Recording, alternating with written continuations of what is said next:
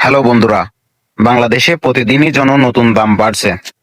চাল, ডাল, তেল, সবজি সবকিছুরই দাম সাধারণ মানুষের হাতের বাইরে চলে যাচ্ছে।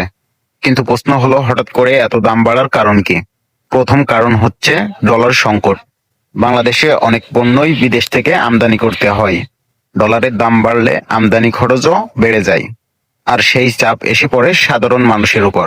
ও কারণ হচ্ছে জ্বালানি তেল। পরিবহন খরচের দামও বাড়লে সব পণ্যেরই দাম বেড়ে যায়, কারণ ট্রাক, বাস, লট সবই চলে তেল দিয়ে। তৃতীয় কারণ হচ্ছে মধ্যস্বত্বভোগীদের কারসাজি। অনেক সময় পণ্য মজুত করে কৃত্রিম সংকট তৈরি করা হয়, আর তখনই বাজারে আগুনের মতন দাম বাড়ে। আর একটা গুরুত্বপূর্ণ কারণ হলো আন্তর্জাতিক বাজারের প্রভাব। বিদেশে যদি খাদ্য বা জ্বালানির দাম বাড়ে, তার প্রভাব সরাসরি বাংলাদেশে এসে পড়ে। সবথেকে বেশি কষ্ট পাচ্ছে নিম্ন ও মধ্যবিত্ত মানুষ। একই আয়ে আগের মতন বাজার করা প্রায় অসম্ভব। তাহলে সমাধান কি?